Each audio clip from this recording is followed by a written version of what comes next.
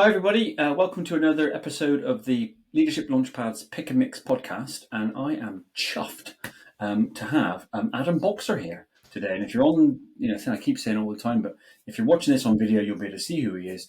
And if you're listening, the name will definitely resonate. And it may resonate in different ways. For me, my connection with Adam is actually online. We've never met in person or spoken, I don't think. But I've engaged with his stuff along with, from a distance, I suppose, that whole kind of Twitter lurker. Is that what they used to call him? A lurker? When you just sort of sit in the background and you're too scared to contribute, so you just read other people's stuff. And then more recently, and again, I was just one of the users, but he'll tell us more about this in a moment, this carousel that he's a director of, which we used in my trust, particularly in Post 16, and it was a game changer. So welcome, Adam. I guess we should start with kind of tell us a bit about what you're currently doing, how that kind of teaching and carousel split works. Cheers, thank you, Chris. Lovely to be invited on. I'm Adam. I teach 3 days a week at a school in North London called the Totteridge Academy, and the rest of the time I split my work. So now more and more actually I'm just working for Carousel. So Carousel is now Carousel Learning and Carousel Teaching. So Carousel Learning is the retrieval practice engine. So it is, the most sophisticated, the most effective tool for helping students embed your curriculum in their long-term memories. So it's not like, sometimes people talk about it as a homework platform. It's not a homework platform. It's a memory platform. It's designed to do both homework and classwork, and you will have known that from your own practice, your trust, like you said. Yeah. And then more recently, we have Carousel Teaching, which is an online CPD platform. Okay. So essentially, it's our belief that most CPD isn't effective. Most teachers think that CPD hasn't been instrumental in improving their teaching and learning. So we're trying to get CPD working and to help teachers get better at teaching. And it's really cool. I'm working on it at the moment, and we've got our pioneer schools all lined up for our first year, launching in September. The aim is to just make people brilliant at teaching. I love that. What a great, Is that the official tagline? If it's not, that should be definitely the tagline. One of the things that we say is that our job is to help teachers get better at teaching. Yeah.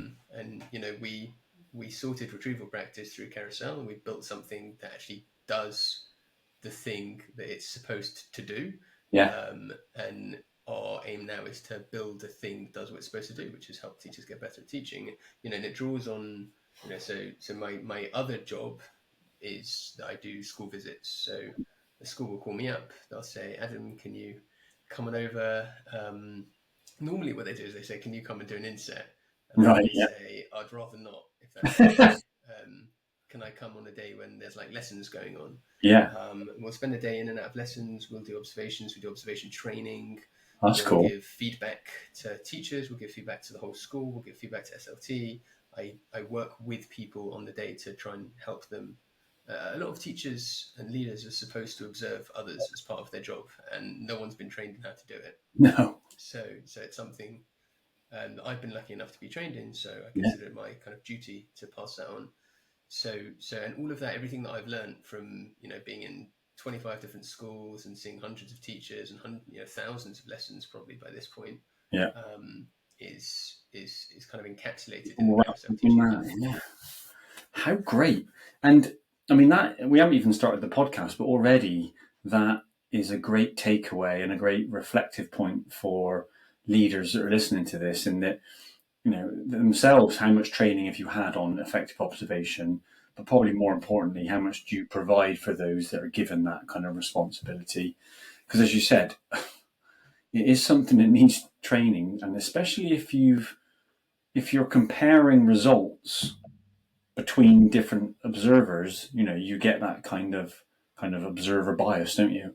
And if it's down to a difference in training, then ultimately you've got to take some responsibility for that. How family. So in terms of the teaching, is that secondary, primary, what subject? Yeah, secondary. So this year I was teaching 11, 12 and 13. Next year I have a year 10 class as well, 10, 11, 12 and 13. And what subject's that? Chemistry for the most part. Chemistry, cool. And is there a long background in software development, or where's that come from? No, I have no background in software development. No, no, no, no, no, no. We're very blessed. So Carousel is owned has three co-founders. Okay, So me, my colleague Josh, he works in edtech. He's an entrepreneur. He is a cool. businessman. He has built some really amazing kind of companies within that sector. And Yeah, Jose, who is a software developer and owns Air Curie, which is a software development firm. So right. we all kind of pool our particular talents Yeah, to build a thing that's quite amazing. I love that. And have you always taught in London? Yeah, yeah. So I taught. I live in northwest London, and obviously, not everyone listening to this lives in the city. Sure. So within a 5 mile radius of my house, there are probably, I don't know, 20 schools, something Right. like 20 secondary schools. So I've always been lucky enough to work within a 20-minute drive of where I Nice. live. So, Oh, that's useful. Amazing.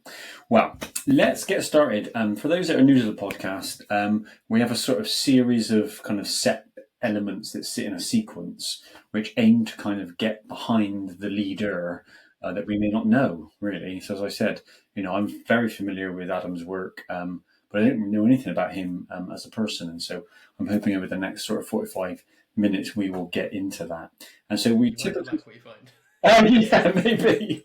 I've also, as a disclaimer, said to Adam that we are recording this at prime bedtime. So I may not get away with either kids screaming or wife screaming at kids. Hopefully, I won't have to do any kind of bleeping out of anything. But anyway, so we start off usually with one of these fast friends questions, and the idea behind them is, I guess they they're a little bit vulnerable and people get to kind of share some stuff which maybe make a connection. So the first one that Adam chose was, for what in your life do you feel most grateful? So tell us a bit about Yeah, so the first thing is there's no chance my wife will be listening to this, so I don't need to that. talk about her or my kids. No, no. Um, who presumably they should be first, I Yeah, guess. you probably know. I think like professionally, I just think I'm incredibly lucky. Um, I think the first and foremost is working at the Totteridge Academy, which Right. is, in my opinion, the best school in the country. Nice. And when I started at TTA, I was head of department, and I was trained by who's currently my line manager now, Thanos Dideropoulos, who is, I think, the best trainer of teachers and leaders in the country. And Chris, the head, and all the SLT, like, they made me the person I am today, and I'll forever be grateful for that, as well as all of my colleagues and the people I've worked with along the way.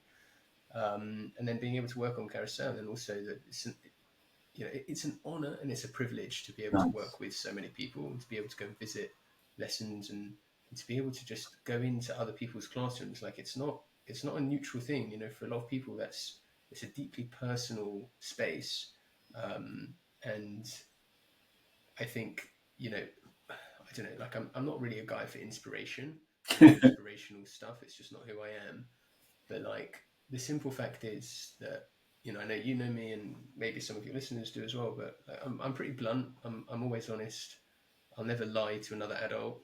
I might couch the truth. I might be diplomatic, but I will never lie.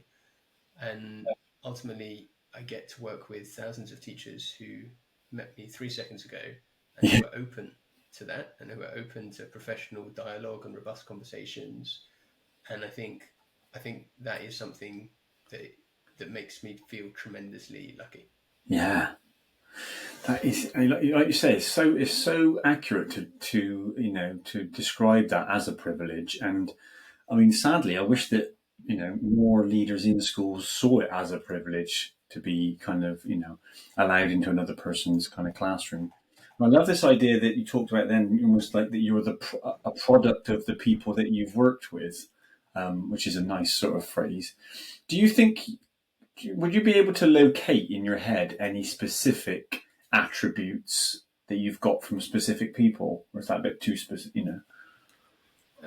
Yeah, so I think there is some stuff that we'll discuss further down the line, Yeah, but okay. one thing that I've already mentioned, like the idea of being robust and challenging, Yeah, is definitely something that is that I've learned from, especially Thanos, but others at TTA. The idea of being open and honest, always professional and yeah, courteous and supportive to the nth degree, yeah, but actually telling people what you think, and explaining to people why you think, like why you're giving that particular feedback or advice or suggestion or whatever it is.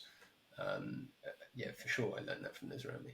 yeah. That's interesting, isn't it? Because there's always, I think I can. I'm not sure I could pick out the particular time, but I remember the first time somebody was almost bluntly direct to me, and I don't think I'd had it before, and so it was a bit of a shock. But that sort of uncomfortability went away quite quickly after I realised, wow, they're saying this for the right reasons, and actually now I'm equipped with a deeper understanding that I can go and do something about to get better. Um, and then I think, like loads of people, I now seek out those sorts of people because that's kind of where the growth is, I suppose. Interesting. Yeah.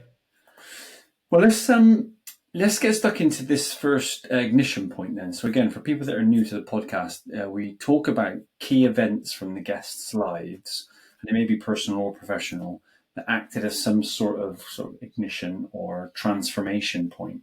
And the first one that Adam's written down is a new year 10 class. So tell us a bit about that. Yeah, so this is not necessarily like one specific point in time, but for like the good first half of my career, I guess, whenever I started with a new year 10 class, so often, where you might have taught one class for like year 7, 8, and 9, but certainly in science, by the time they hit year 10, it's like GCSE, the classes get mushed up, everything is kind of all over the place. Yeah. And you often meet a class of a whole load of students that you've never taught before, you've never met before. And my just abiding memory from those times was like a deep sense of frustration because they didn't know anything. Yeah. It was like you'd go in expecting them to know like basics of chemistry, like Yeah. what is an Yeah. atom, what is an element, what molecules, what compound, the separation techniques, that kind of stuff, like reactions of acids, and they just didn't know like Yeah. anything at all. Yeah. Um, and I always remember just feeling extremely frustrated by that, and that Mhm. was almost a totemic of the struggles that I had with my students' memory. Right. Um, and I felt really strongly that I might have been getting better at teaching in the classroom, but my students weren't remembering more over the long term. Yeah. And that was very frustrating. And it's part of the reason why like Carousel exists, for Yeah. example, because it was born out of the frustration of you can be the absolute best teacher in terms of your explanations, your questionings, your checks for understanding, all of that stuff.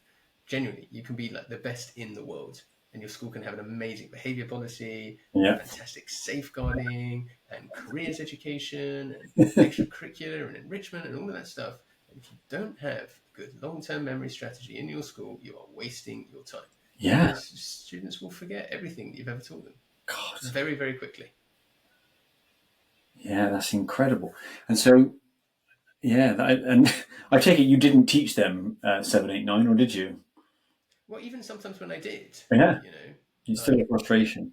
yeah, the point is the year 10 thing was totemic, but it was even across the course of year 10. I'm like, you guys are just forgetting stuff. Like the Yeah, exam would come along and be like, well, you've forgotten everything. And every teacher is familiar with you're going through, their exams yeah, in the summer exams or whatever it is. And you're like, my God, I taught you this stuff. Why are you already yeah, answering this? And it's almost like, what do you expect? yeah. Well, Right? exactly. Like, Yeah, and it's a bit like the observation thing. So one of the things that I constantly have bouncing around in my head is it's just a simple question of like, what did you expect? right. So when it comes to observations, like most people struggle with like observing lessons, giving good feedback and stuff like that, or not necessarily struggle. They might struggle implies conscious of Yeah. it. A lot of people aren't conscious of it, but it's also like, what do you expect? Mm. Right? Like if you don't train people into doing something which is tremendously complex and difficult, then what do you expect but for them to give you bad feedback and to Yeah. then cook up these silly rubrics and checklists and Ofsted grades and descriptors and stuff like that? Yeah. So it's just a simple fact of human memory that we forget stuff. So Yeah. if you don't have a long-term memory strategy in place, like what do you expect? Yeah.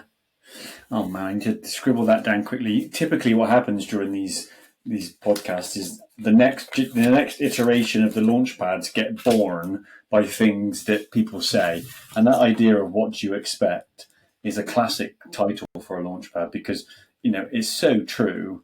And I mean, I had a painful one as a leader. It's a long time ago now, but that idea of sending because my role is a trust role across sort of 35 schools, and so a lot of my communication is sadly kind of at distance. And that idea of, can you fill out this document, please? And then it comes back, and I'm like, no, that's not how I wanted it done. And then someone said to me, oh, did you send them an example? And I said, no. And then they didn't, but they could have said, well, what did you expect? And I was like, ah, yeah. Yeah. So there's, okay, well, I love that. And yeah, it is bonkers, isn't it? I mean, I'm 25 years in now to teaching. It is slightly crazy that learning about memory is newish to us. That I'd spent 15. Yeah. Well, there will be some who say that we've always done it. Right. I don't think that's accurate. No. But it's also the most boring discussion to Of have, right? course. Like in all of the different, I'm a big debater. I'm a big fan of debate and Yeah. argumentation and stuff like that, and criticality. This is, I'll be a bit nerdy here, but this is so. I'm Jewish. I'm Orthodox, and I was Orthodox Jewish, and I was brought up studying the Talmud, Right. and the kind of debate which is about like facts on the ground is called a Metziut debate. Okay. It's like a thing that could be found by doing like a survey or like a historical study or whatever. And it's almost like the most boring conversation in the world. It's like, 10 years ago, were people doing retrieval practice? Yeah. I say yes, I say no. I say, what's the evidence? They say, well, I did blah, blah, blah. I'm like, okay, so where did you write about that? Like, what's the. And Yeah. it's just banal and it doesn't help anybody. The simple fact is, like, we are where we are. Yeah. Students, like any other human being, will forget things and they'll forget things fast. Yeah. There are now tools available to help with this. Some Yeah. tools are better, some tools are worse, some tools are easier to implement, some tools are harder to implement. The only question we should be having now are things like, what are the things we actually want them to remember? How are we going to do it? What are the obstacles that we might face? All of that kind of stuff. Yeah. And for me, again, another painful realization for me when I've been teaching is that idea of what are you adding in that you don't want them to remember? Like Yeah, also really good point. I'm terrible for kind of anecdotes and all those things, and I vividly remember having to step in and teach Year 10 science in one of our schools, and it was for a whole year, and I was always one page ahead, and tried to kind of add some stories. And I remember telling the Christopher Reeve stem cell story when stem cells came up. It was the only story I had that Superman's the actor who had Superman, and I told this story about he had stem cells, and they were genuinely interested, and I thought that went well. And of course, it got to the end of the year, and they couldn't remember any of the damn science, but they could remember bloody Superman having stem cells. And I thought, oh God, what have I done? But hey, there we go. No carousel back then, sadly. Alas, damn it. And generations of people that have missed out. Brilliant. Well, let's get stuck into the first kind of launch pad. And again, for those that aren't familiar, this came about really because of a book I put together full of infographics that I used personally just to make sense of things.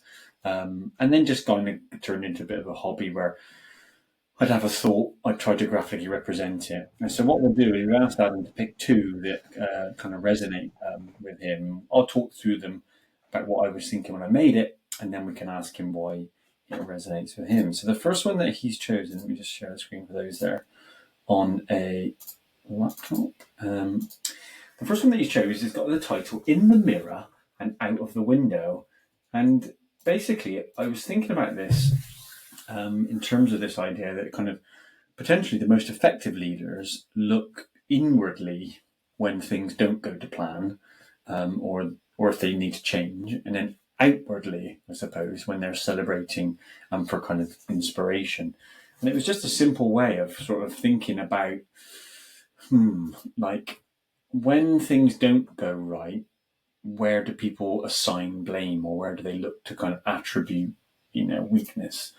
And so the first one, I guess, is that people, sadly, or they should, I suppose, take responsibility and certainly be accountable for their actions um, and look first to their role. And I guess that scenario I just spoke about with me sending a form out, not getting back what I wanted, I could have supposed looked to them and said, "Oh, geez, why could you not do it? Why, did you not understand? Are you stupid? Blah blah blah." But of course, what I needed to do was to look at my role in that. And so, responsibility would be the first one, and then I guess the best of us. I'm going to include myself. I'm going to put you in there as well. Adam are constantly looking inside to develop ourselves and proactively are tweaking things as we go and as we go. And um, so that's an interesting way of thinking about kind of looking inwardly. But something I'm not sure that we do enough of is looking outwardly when things do go well. And so praise feels like another one of those. I don't know what the scenario would be. I'd be saying to Adam, my relationships have completely broken down with this class or with this team member. And then Adam says to me, how much do you praise and celebrate them? And I say, nothing at all. And he says, well, what do you expect? This idea of kind of, I guess great leaders, if you want to call them, constantly recognizing and celebrating the contributions of others before them. They tend to stand back a little bit potentially. There's something about, I guess, reaching a level of comfort and confidence that you don't feel like you have to do everything yourself, that you can reach out and collaborate with people and proactively seek out opportunities to extend your impact, but through others. And then the last one I was thinking about was challenge, I suppose. And it sounds like Adam loves this, this idea of debate and almost seeking out differences of opinion, because in that maybe dissonance that occurs, there's some growth in that. And I think I mentioned it earlier, I certainly now seek out people with different perspectives rather than kind of, those that, confirm my stuff. And I guess if as leaders we are able to balance that inwards and outwards, we're probably going to get some benefits in terms of the levels of credibility, the levels of trust that we feel, certainly a level of psychological safety where people feel a bit safer to, be vulnerable and to express themselves because they've been pulled in. And ultimately, I suppose you could say there's more impact. But that was kind of what I was thinking when I made it. But why did it resonate with you, Adam? I mean, for a lot of the reasons that you said, I work in a school that prizes autonomy and accountability. So, individuals and departments at our school have like, a very high level of autonomy, but we also have a high level of accountability, and we own our mistakes, Nice. and that's something that's really, really important to us. And it's one of the first. So I picked it for two reasons. First, because it's one of the first lessons in leadership that I learnt when I started as head of department. And second, it's because there are two conversations I can almost guarantee I'm going to have with leaders at any school that I visit, and Mirrors and Windows is one of them. Right. And I think the thing for me that's really important about Mirrors and Windows is that I'm not a big I'm a fan of praise, but like where it's deserved. So again, like our school, we don't have like merit points. I think it's probably the only secondary school in the country that doesn't have merit points, because we believe that actually people should do like when you end up with merit points, and the naughtiest kid in the school ends up with loads of merit points because Yeah. it's like, oh, was I good today? And you're like, Yeah. well, I don't know, can I get a merit point? Like you end up rewarding them for like meeting baseline expectations. So I believe in praise like, when it's due, and also I think that means it's more meaningful when it does come. But really, it's about when things go well, just like recognize the successes of others. I think that's really important. Show that you care about your staff. Show that you're invested in them. I'll often go to a school where we'll observe a lesson, and whoever I'm with afterwards, I'll be like, how do you think that went? And I'll be like, yeah, she's great, isn't she? I'm just like, yeah, she is. Have you ever told her that? And they're like, what? Like, have you ever said, I think you're great. I think Yeah. you've got a long future at this school. what can I do to support you in your career development? And they're like, and it's just like the penny drops of like, am I supposed to say stuff like that? I'm like, yeah, definitely you are, type thing. Yeah. So I think that's stuff that's really important. But the mirrors thing for me is critical. So mirrors isn't about beating yourself up. Okay, it's about looking at something. Okay, it didn't work out. It didn't go as well as I wanted it to. What are the steps along the way that I could have done a bit differently to mean that I would have got a different outcome? Yeah. And what can I learn from it for next time? You don't need to like feel ashamed or embarrassed or like whatever. There's no point in that. We just have to keep moving forwards and say, okay, well, what can I do next time to figure that out? And it's really, really, really hard. It sounds super easy, but it's not. It's really, really not. And I think like because we naturally the human tendency is always to blame others. It's called the fundamental attribution bias, which is where anything that goes well for us, we assume is because we're amazing. Anything that goes well for others, we assume it's because of their like context or things around Yeah. them that have helped them there or luck. Things that go badly for us, we assume it's because of other people's fault, and things that go badly for other people, we assume it's because they're idiots. Yeah. So it's like you have to actively combat, 170,000 years of cognitive development. Yeah. So it's not always a comfortable process, but it's a really, really important one because it makes you better at your job and it also makes you a better human being. Yeah. Wow, that's great, isn't it? And as I said before, for me, it feels like I'm taking back some of the power. I feel more empowered when I take a bit of responsibility, because and we talked about attribution, and I guess it's interesting, isn't it, about how there's a if we can attribute things to developable, or things that are in our control, like effort is a classic, isn't it? If something goes wrong and you didn't put a lot of effort in, that's more palatable because your level of effort is probably more in your control. Well, it's not just that; it's an excuse because what you're saying is, I'm good enough to have done this. I just didn't put in the work or whatever. Yeah, And you're like, no, like the fact that you didn't put in the work is like deeply problematic. yeah, still It's not your an excuse, right? It's bad. yeah, yeah. And again, that's really interesting about I guess as leaders, um, leaning into that stuff. And do you think that the more you look in the mirror, the easier it becomes? Oh yeah, for sure. Yeah, You know, I yeah. guess Not that, universally, because also there's always going to be a point at which you can stop looking at the mirror and say, yeah, well, actually, I have done everything that I could have done. Um, you just have to be careful not to get to that point, yeah. not to conclude that's the case too soon. I think. Maybe it's a glance in the mirror rather than spending the whole day in front of it. Well, it depends. I mean, I think a lot of the time, I think broadly, we could all do to spend more time in front of the mirror, but there will be points where you've done everything that you can. Yeah. All right. Well, let's keep pushing on. So this next Fast Friends question is a long one, so I'll read it out in full. Adam chose this one. If you had a crystal ball that could tell you the truth about yourself, your life, the future, or anything else, what would you want to know?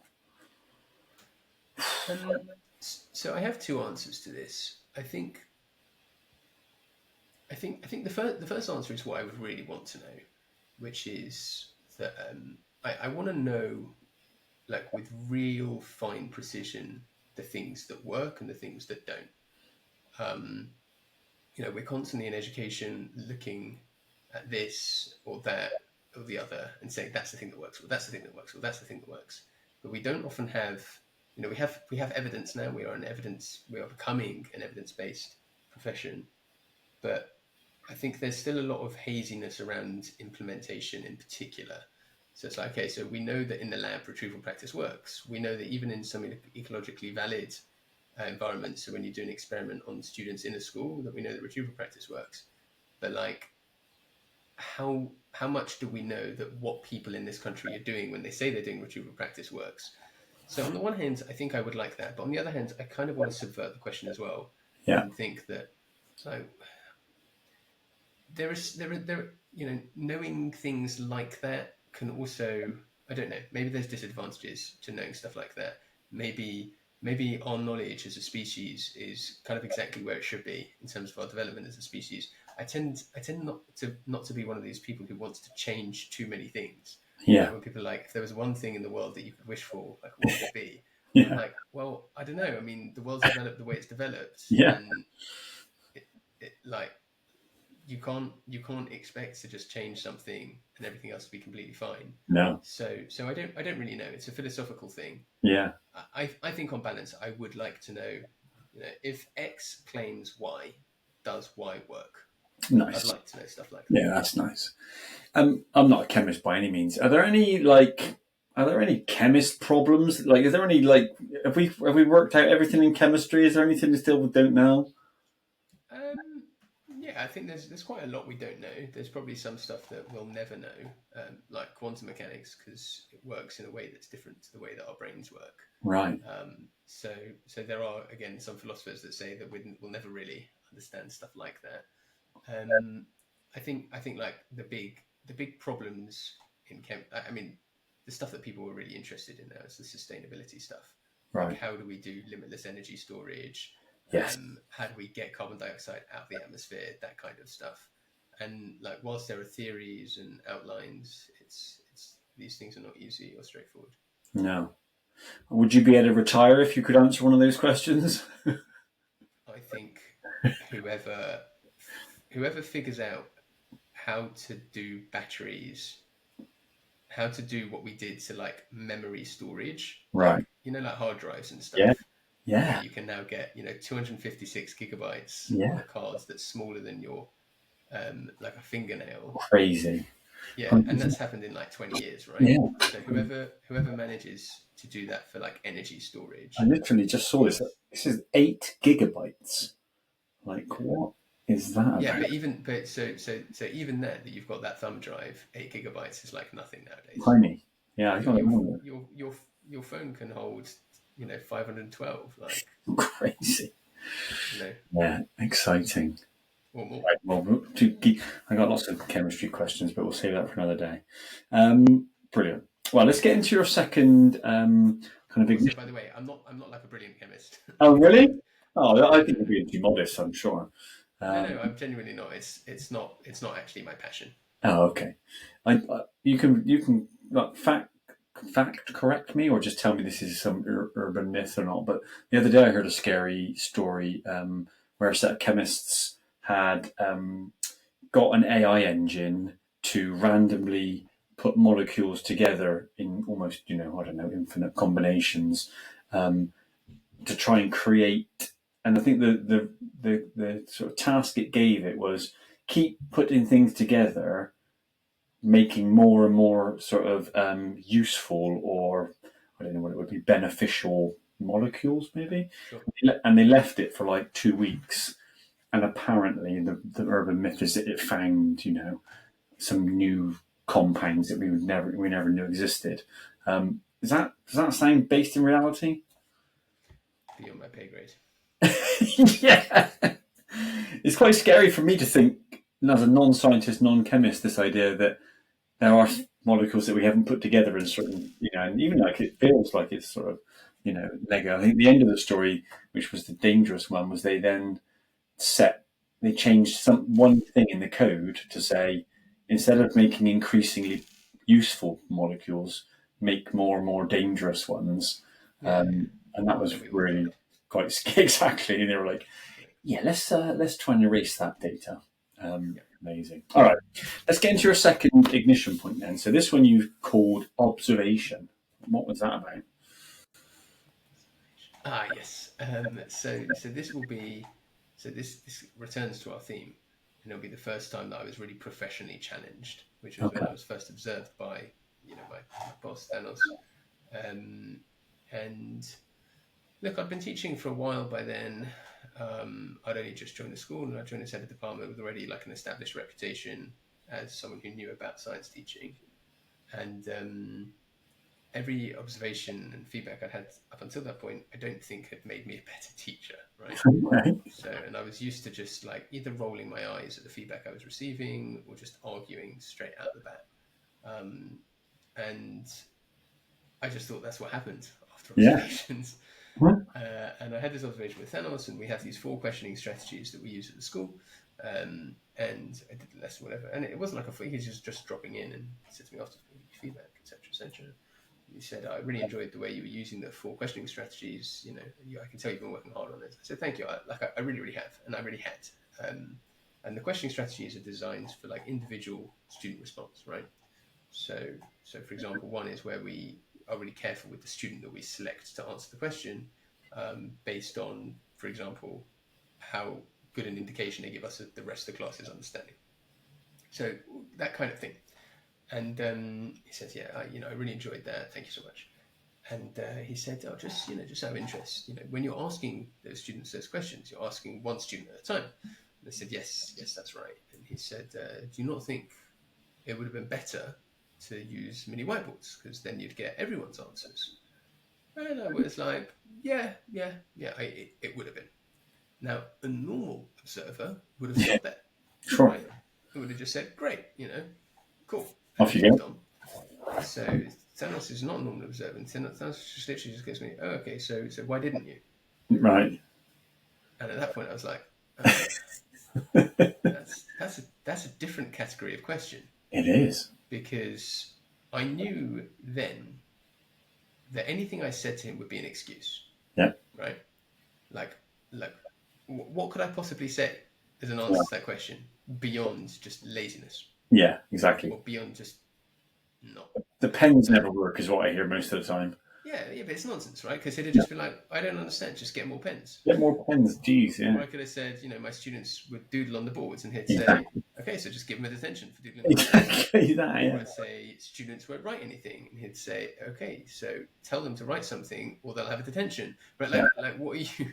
Yeah. There's nothing. I knew in that moment I was snookered, right? That there was nothing I could say, and because the guy's just like so effortlessly, completely cut through the bullshit. Yeah. And I'm assuming he was delivering this quite calmly and just. Oh yeah, totally. And also the key thing that he'd done, and this is something that I always try and do when I'm giving feedback, is that he'd started from a position of agreement. What he could have done is said, when you do the questioning, you did it one by one. If you use mini whiteboards, it would have been better because blah, blah, blah. Because essentially what he had made me do is, by my own terms, say that I agreed, right? And I had said it would have been better if I used the mini whiteboards, and therefore because I did not use the mini whiteboards, my lesson was worse. Yeah. Right? And that's essentially, that's not him saying it, it's me Yeah. saying it. So it's really important to me that, like, one of the, when I'm giving people feedback about, say, whether or not students are paying attention, right?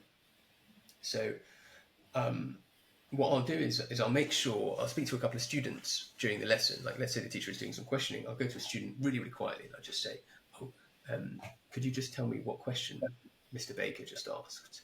And they'll be like, what? Like, what question? Did you hear the question? They'll be like, oh, I just didn't hear it. Okay, great, no problem. And I'll go to somebody else and I'll say, your friend just gave an answer. What did they say? And they say, oh, I just don't know. And the reason why that's important is because there's no teacher in the country who thinks it's okay for their students to just not be listening. Yeah. Like giving feedback about curriculum sequencing, Yeah. or whether their feedback was the exact right point in the formative assessment spectrum. Yeah. All of that kind of stuff. Like when there's a debate to be had, sometimes, again, not always, but sometimes people like latch on to the wrong thing and you end up in an argument. Whereas no one can disagree, right? Like it's really important to hold people to the thing that they fundamentally agree with, or the thing that they say they do.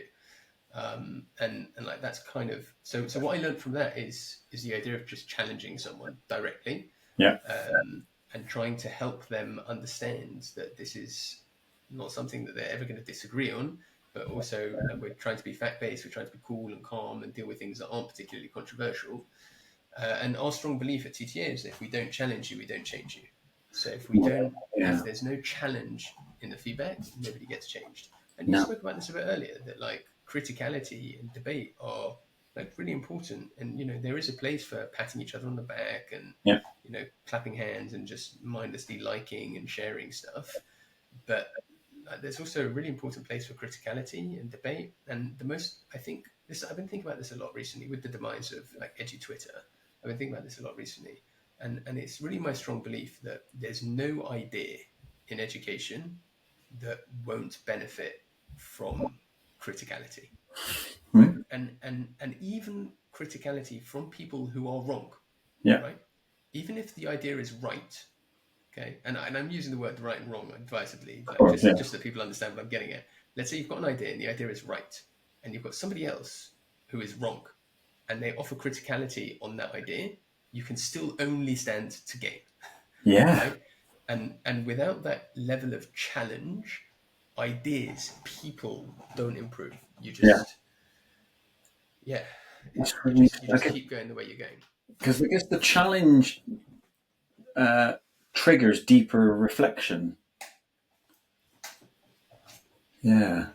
I was Yeah, just, it's not. Look, it's just to be clear, right? Like, there's a methodology here. It's not. You can't. I'm not telling people to just go out there straight away and just be rude to everyone, right? Like, yeah. I'm very specifically not saying that. It takes me.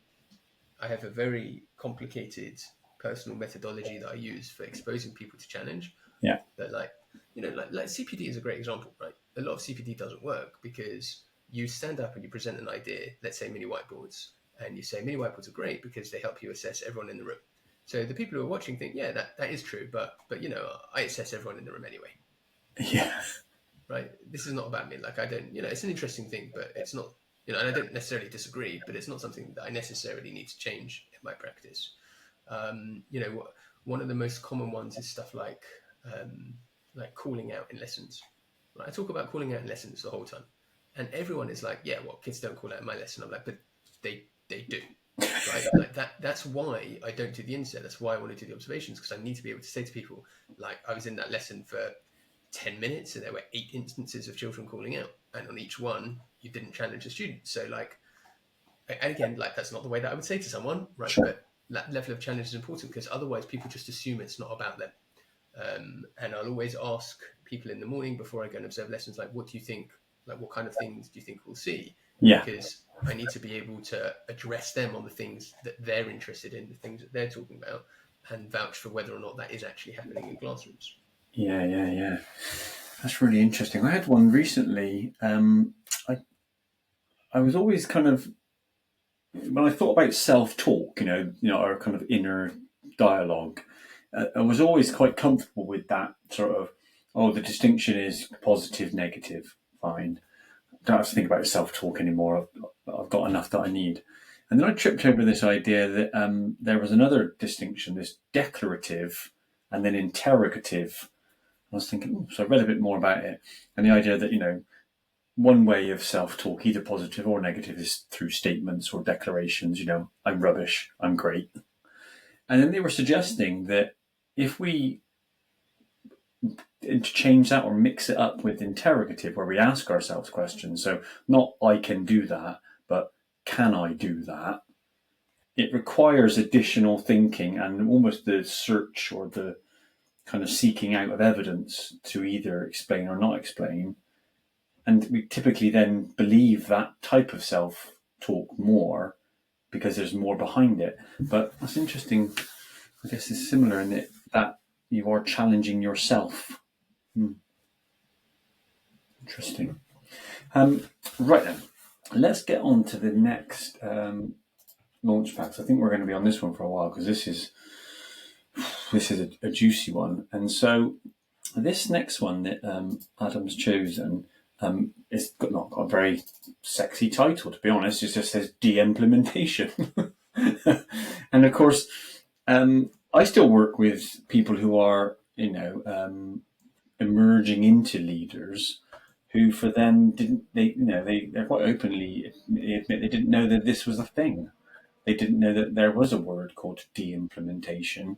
They've only ever heard of the opposite. And so, of course, there's this idea, isn't there, that a lot of times the kind of what I've written here, the inertia of kind of the status quo is so powerful that we can just keep going. It's like, well, it's more effort to change it than it is to just keep it going. And so we need to proactively kind of assess the efficacy of all of our initiatives and then just be brave, I guess, to select what the next stage is in their journey. And so a lot of the stuff I was reading about when I was looking at this one was by kind of Norton and Chambers and then Wang. And they talk about a series of, I guess, options that we've got with something that's not as effective as it used to be. The first one being kind of reduce. So our first option might be to kind of decrease the frequency, the breadth, or the scale of the thing that we're using. The next one would be to remove it. So we could just stop the initiative cold and not replace it with anything else. The next one is to replace it. So it may be that the need is still there, but the current initiative is not fit for purpose. And so we would implement a different but similar initiative. This is where they make the distinction between replace and then this idea of rethink, which I think is an interesting one, where you are replacing it, but it's with something that's noticeably different. So you're almost rethinking your approach to it completely. And then I started kicking around this idea of, what is it that would cause sort of you to choose certain ones of those, and then just came up with this idea that, of course, if the impact of the initiative is not there, then that would trigger some change. If there's a drop in resources or a drop in confidence, or suddenly it doesn't align with values or other things, and then maybe there's just new stuff out there, that there's innovation happening, either just in thinking or new processes and products that force you to rethink. But what's your connection with de-implementation, Adam? So you remember I said that the mirrors and windows is Yeah. one out of two. There are two conversations I can more or less guarantee I'm going to Right. have. So mirrors and windows is often the first, and it's because so often leaders will get frustrated when they'll say to me in the morning, I say, what kind of thing will we see? Let's say they say cold call.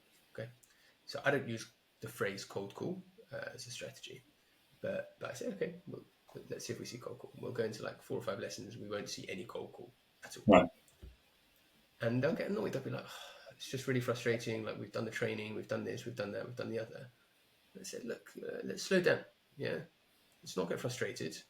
Let's just walk through the exact steps you've been through, and let's figure out why it is that, despite the fact that you think you've said cold call, they've not heard it. And often along the way, we can find a problem. So, for example, like cold call is a great example because it's got bad definition, right? It's too broad a term to be useful, and people mean different things when they talk about it. And I say also things like, in your teaching and learning policy, it's got 9 or 10 different teaching strategies, and you've said things like, at this school, at Schoolington Academy, teachers check for understanding by, and then give a list of like 10 things. And right, when you give a list of options, people consider the list to be optional. Yeah. Right. And what that means is that they look at it and go, oh, that's interesting, but they don't actually do anything. But one of the big problems as well is that, someone will say to me, I'm just really frustrated that I'm not seeing cold call. And I said, and you also said that we'd see many whiteboards. We haven't seen those. I say, yeah, we haven't seen that. I said, can I be really honest with you? And I said, yeah. I said, I knew we wouldn't see those things. Really? Like, what do you mean? I said, I knew we wouldn't be able to see them. I should have written it down in an envelope and sealed it in my vision early this morning. Because the second I walked through the doors and you gave me your teaching and learning policy and it was 50 pages long, I'm like, it's a book. You've given me a book. Yeah. Right? Like, people aren't going to read a book. Like, what are you mad? Like, what do you expect? Yeah. Right? 1st of September, the guy turns up, they're like looking for the photocopying, the coffee, their seating plan, all of that stuff, and you give them a book. Yeah. And you're like, this is the thing. And then you stand up and you give half an hour teaching learning thing on the inset in between the safeguarding training, the health and safety training, the stuff they need to do about metacognition and oracy, and then all the other stuff about the careers posters that they need to put up and where their duty spot is and all of that stuff. And like you're surprised? Like, what did you expect? Like, you think this person's going to be cold calling tomorrow? It's not going to happen. And that's a problem with policy, right? People often write their teaching and learning policies as like the world that they wish it to be. Sure. And like, but this isn't reality, right? Yeah. Like, it's just nonsense. It's just a dream. So one of the things I often find myself saying to senior leaders is similar to the implementation. I use a simpler term. So did you ever watch The Bear? You watch The Bear? Yeah. The chef. Yeah. So The Bear is this amazing TV show which anyone who's interested in like high octane leadership should watch The Bear. Um, and there's this amazing scene in it where Kami, who's this young, brilliant chef who takes over this failing restaurant in backwater Chicago, there's a flashback to when he was training in one of the best restaurants in the world. And in the current restaurant in Chicago, everything's like messy and dirty and everyone's shouting and swearing.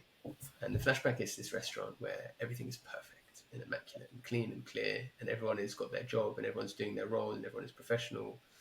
And Kami is the sous chef, so he's not the head chef, but he's like in charge of, like, I guess, the other chefs, and he's kind of designing this new dish, and he's putting it together, and you're watching him put it together, and the thing is beautiful, right? And it's got a scallop over here, and it's got a micro basil over there, and it's got an emulsion over there, and it just looks incredible. And his head chef, who we later find out is actually a toxic and awful leader and person, walks past Kami, looks at it, and goes, "That's shit," and just walks off.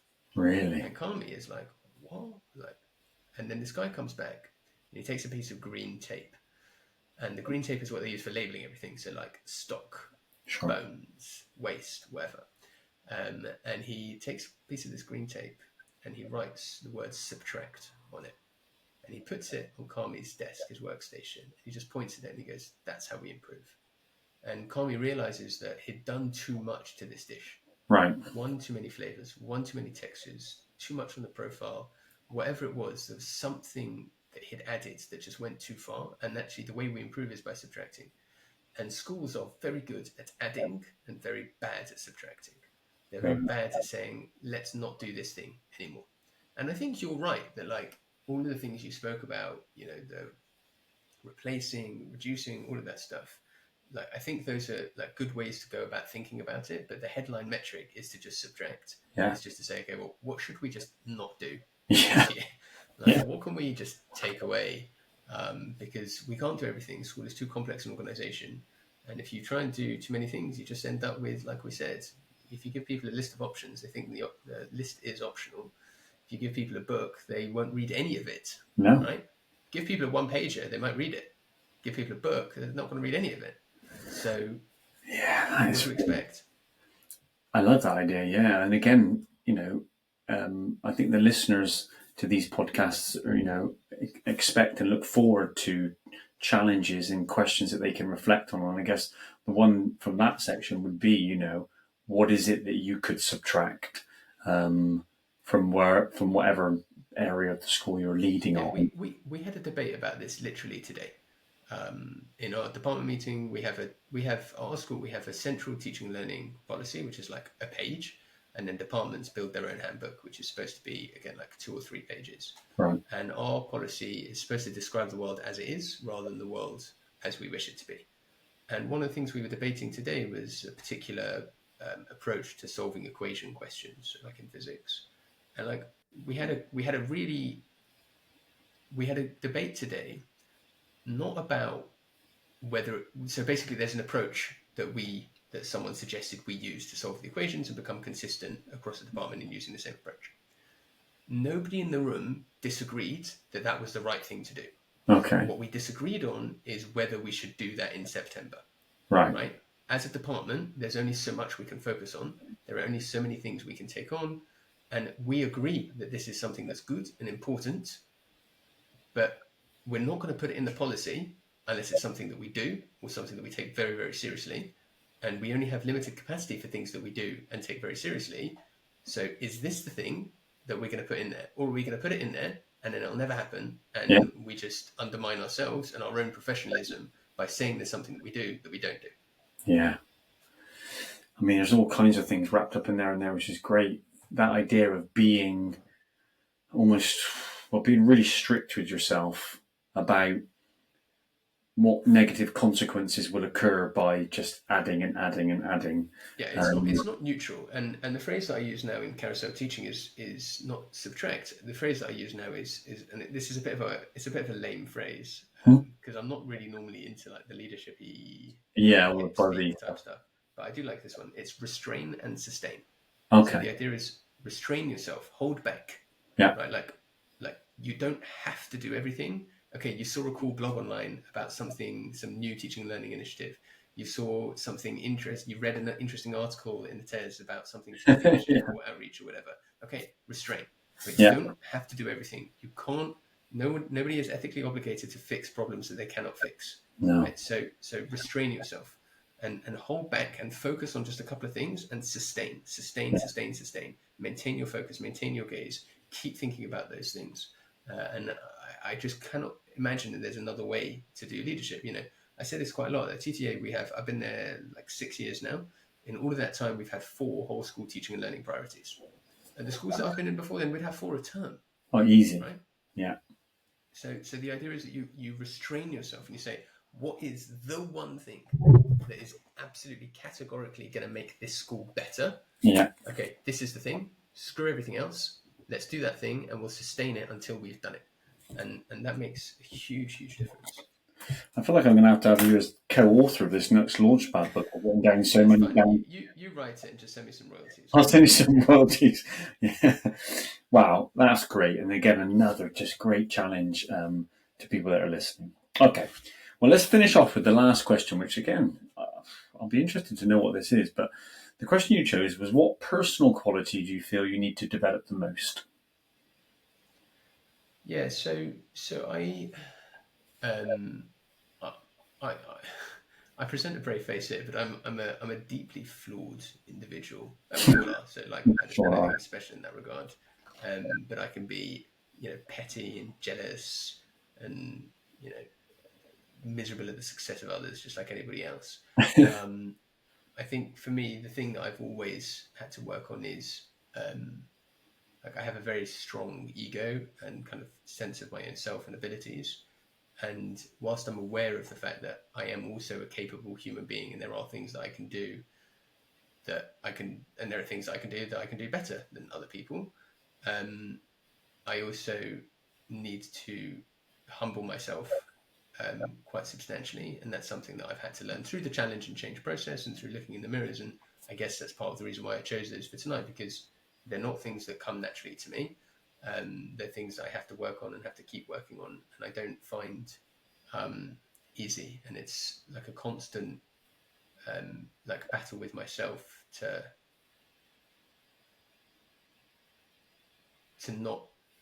understand my own inadequacy. And that's not with like any sense of like blame, like beating myself up. Like I'm not getting like the whips out and flagellating myself like a 11th century monk. But it's just about understanding who you really are and what you really are capable of, and also being able to see others and their capacities and capabilities as well. Well, I think that's a really honest reflection, and something I suppose that I don't think you're alone on, and other listeners, and certainly it resonates with me. And I only just recently reached out to have some counselling about why I felt so sort of unsettled all the time, and I would catch myself like being like competitive with colleagues over the simplest things, and I didn't know where it came from. Like I felt like I had to, Brene Brown would call it hustling for your self worth. That I'd in meetings feel like waiting for opportunities to, and so I've done a bit of ego exploration myself, and it's quite uncomfortable. But I guess what we've talked about this whole time is through at the other end of that uncomfortableness is something better, and it definitely was for me. I mean, understanding myself better is probably a good thing, although I'm 47 now, so I've left it a bit late. Well, as Nietzsche says, when you stare into the void might stare back. None of this is necessarily enjoyable, but that doesn't mean it's not important. And I guess like the anecdote that will wrap this all up is, and again, this is not unique. This happens quite a lot. But one totemic example is I went to school a while ago, and we did all the observations and blah blah. And I wasn't with the head teacher that day. And then I did the feedback to whoever did the feedback, and then the head teacher wanted to have a chat. We sat down, and they said to me, so what's going on? And I said, look, it's not my job to like catch my words. It's always my job to be honest. And there's lots of lovely things I saw going on, blah blah. But like in basically every single lesson I went into today, a student called out at least once in every single lesson. And she looked at me like in shock. She was like, what? I was like, yeah. She was like, and you didn't see any like C1 or C2 or C3, the behavior system given for that. And I said, lady, I didn't even know you had that policy here.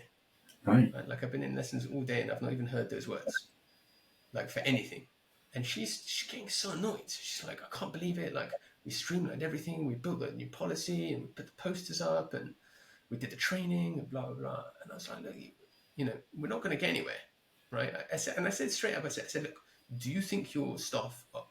Sorry, I said, oh, hang on. 1 second. You've lost right it. in the middle of the story. No, can you still hear me okay? Yeah. Okay, so my headphones are going to die in a minute, but we'll be okay for the time being. So I said, look, you want your staff to deliver C1, C2, C3, whatever. She goes, yes. I said, do you think your staff are idiots? And she was like, well, no. I was like, so do you think they understand the concept of C1, C2, C3? She goes, yes. I said, okay. Do you think your staff are lazy? And she was like, also no. I said, okay. I said, do you think your staff are like belligerent and deliberately trying to undermine the things you're doing in this school? And she said, no, of course they're not. I said, okay, well, if that's not the problem, then where do you think the problem is? Right? Like it has to be somewhere.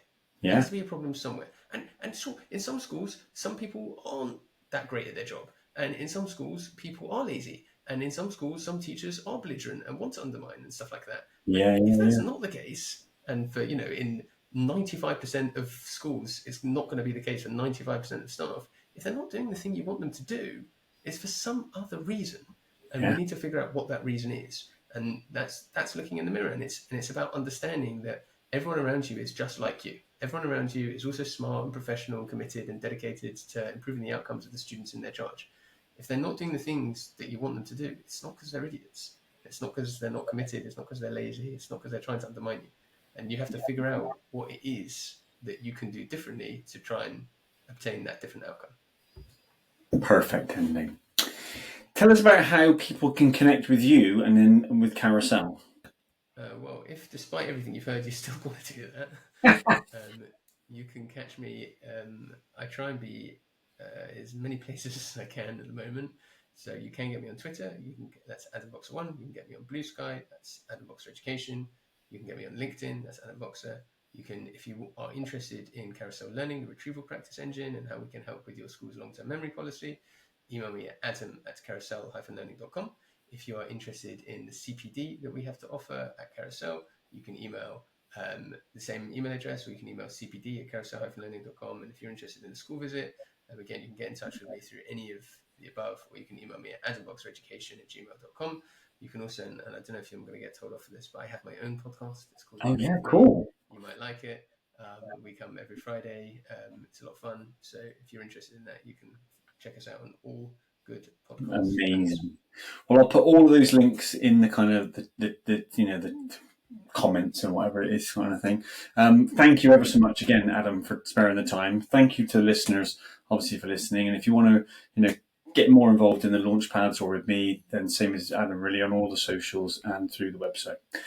Have a great rest of your day. See you soon. Cheers, bye.